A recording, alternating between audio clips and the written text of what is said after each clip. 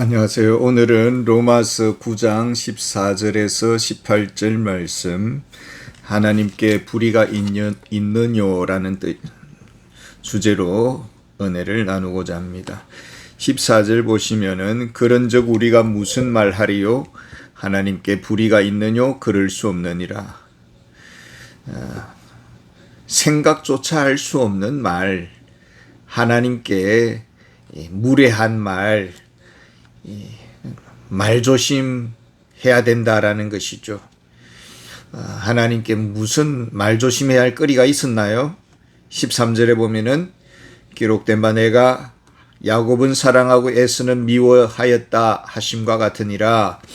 이 말을 하니까 어떤 사람들이 반박하기를 하나님은 편애하시는 하나님이 아니냐, 행실에 따라서 미워하기도 하고 사랑하기도 하는 것은 이해가 되지만은 태어나지도 않는 아이들을 미워한다, 사랑한다 이렇게 하는 것은 상당히 불공정하지 않느냐라는 것이죠. 여기에 대해서 15절에 이렇게 답변합니다. 모세에게 이르시되 내가 긍휼히 여길 자를 긍휼히 여기고 불쌍히 여길 자를 불쌍히 여기리라 하셨으니, 모세에게는 무슨 일이 있었습니까? 이스라엘 백성들을 출애굽시키고 또 시내산에서 십계명을 받을 때입니다. 광야에서는 이스라엘 백성들이 금송아지를 만들고 숭배를 했습니다. 하나님께서 상당히 진노하십니다. 이때 모세가 하나님께 기도를 하기를 나로 주의 목전에서 은총을 입게 하시며 이 족속을 주의 백성으로 여기소서라고 간구합니다.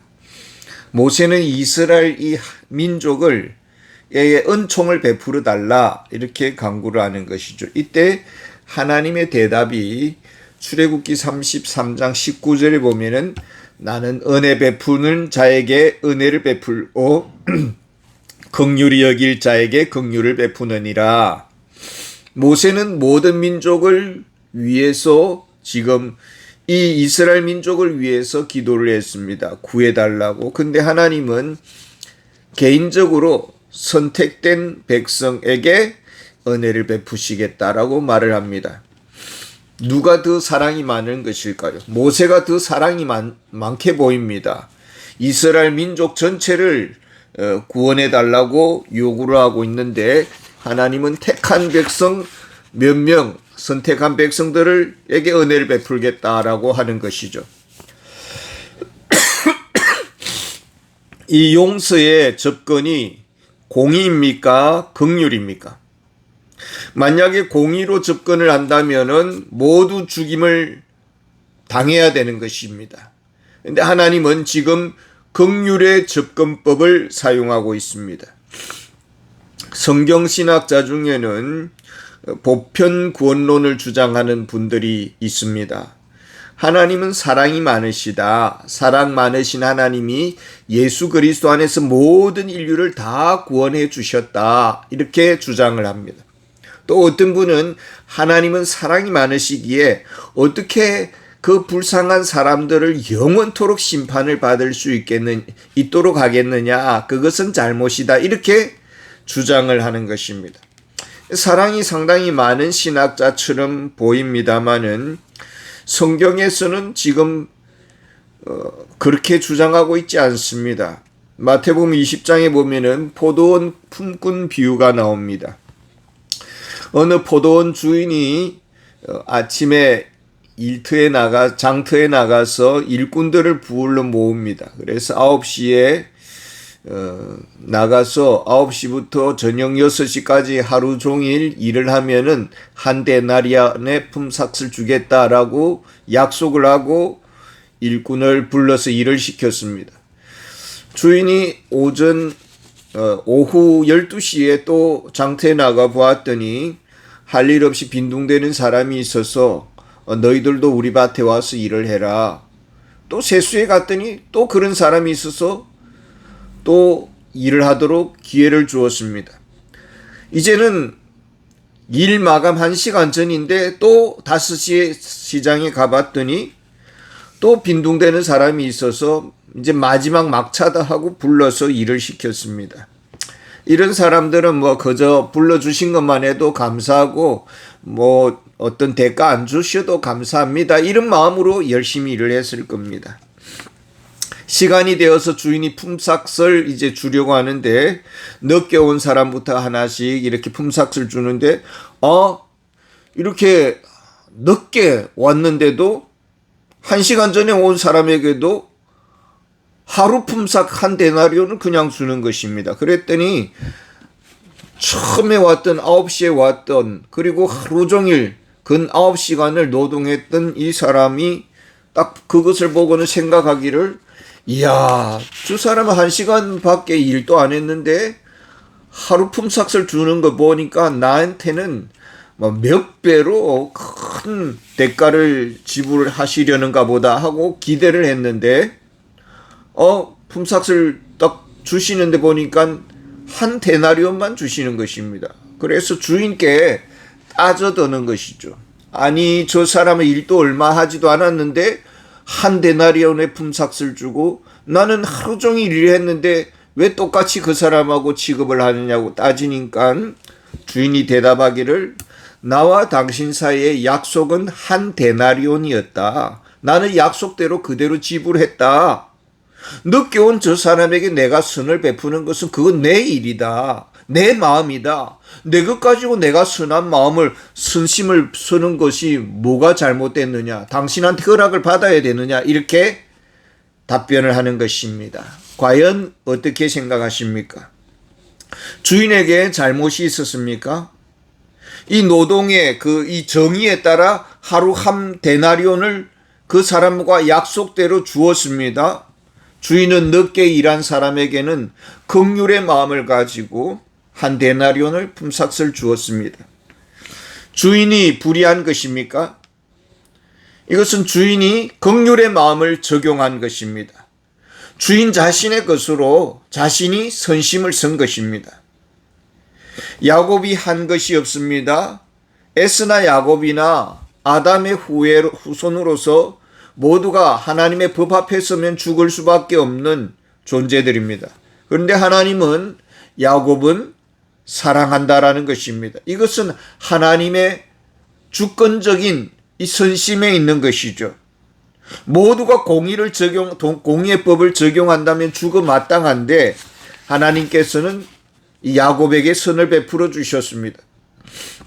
그래서 사도 바울은 이 구원론에 있어서 16절에 이렇게 말을 합니다. 그런즉 원하는 자로 말미암음도 아니요 다른 박질하는 자로 말미암음도 아니요 오직 긍휼히 여기시는 하나님으로 말미암음이니라.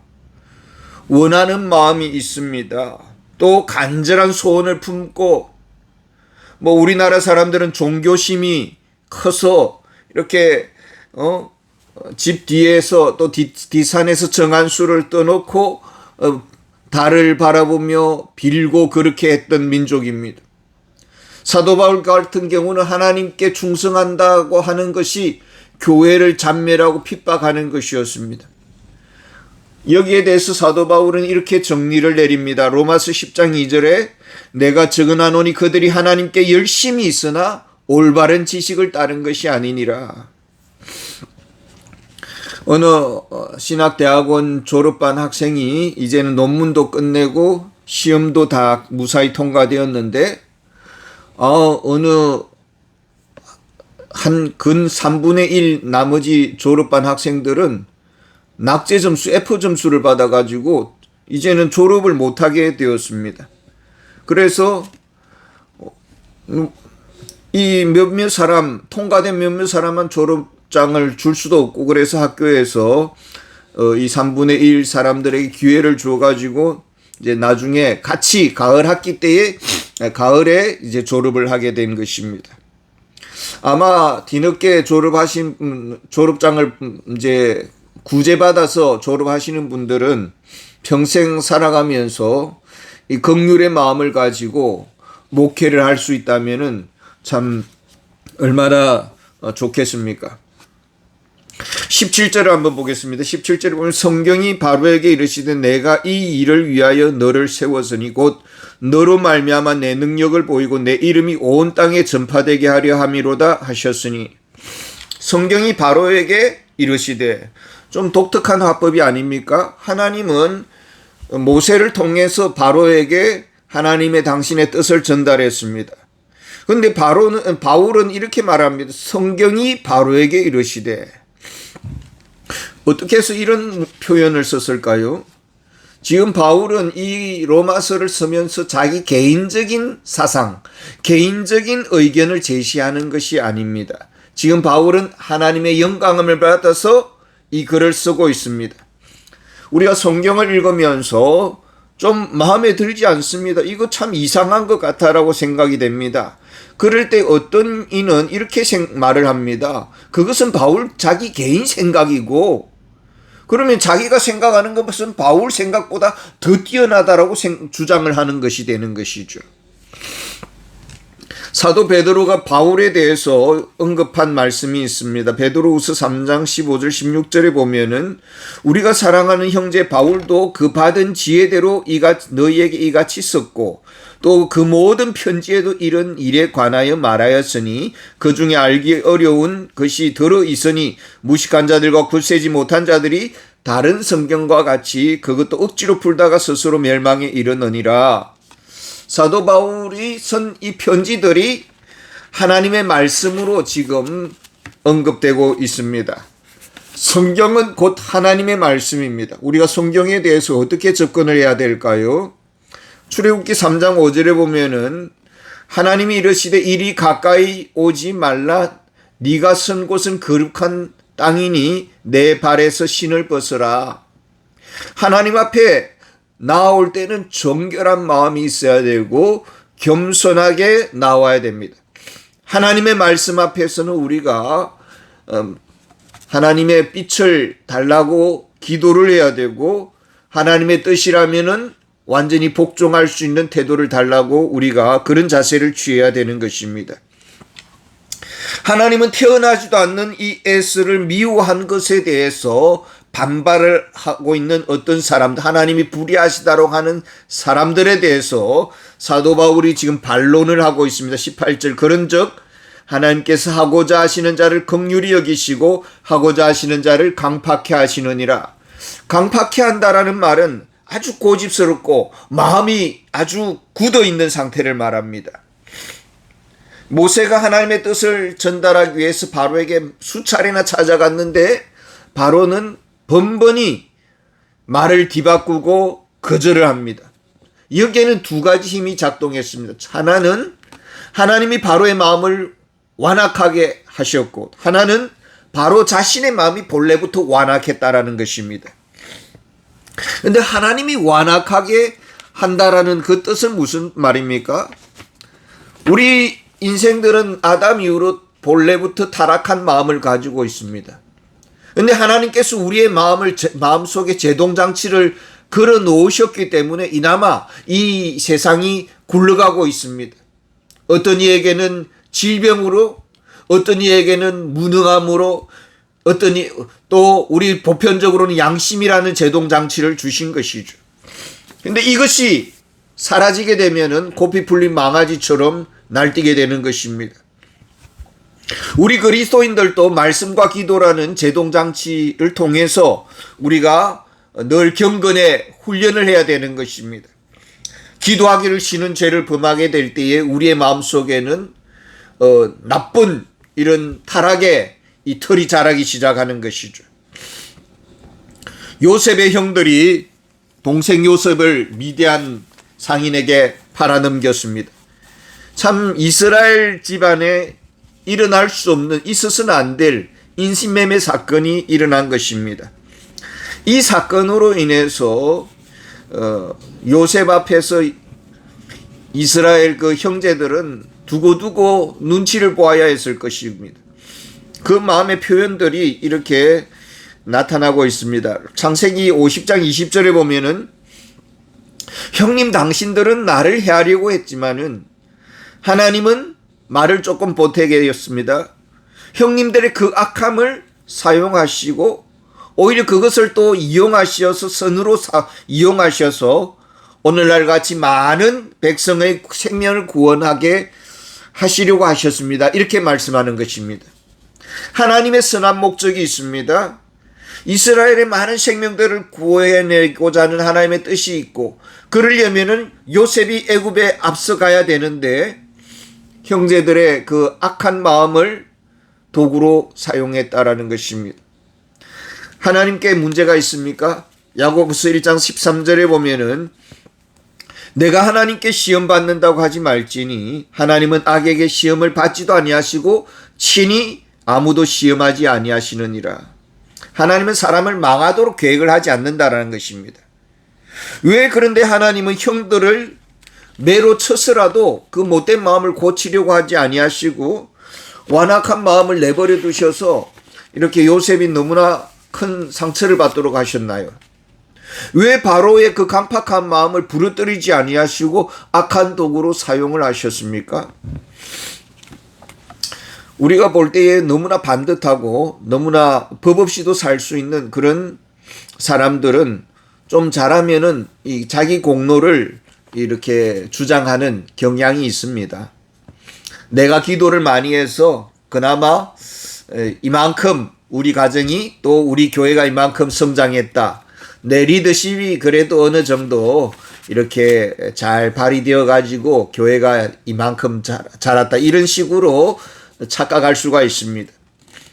하나님은 이 잘난 사람들 스스로 자기 공로를 주장하도록 하지 않도록 하기 위해서 이 완악한 사람들을 때로는 사용하기도 한다라는 것입니다. 데살로니가후서 2장 11절 12절에 보면은 이러므로 하나님이 미혹의 역사를 그들에게 보내사 거짓 것을 믿게 하심은 진리를 믿지 않고 불의를 좋아하는 모든 자들로 하여금 심판을 받게 하려 하심이니라. 이미 저들의 마음속에 악한 마음이 있습니다. 그리고 불의의 병기로 지금 쓰임받고 있는 것입니다. 바라기는 우리는 모두가 하나님의 의의 병기로 쓰임받기를 원합니다. 하나님의 뜻이라면 우리가 철저히 순종하고 또 하나님의 목적에 우리가 같이 한마음 한뜻 되어서 드려지는 은혜가 있기를 원합니다. 감사합니다.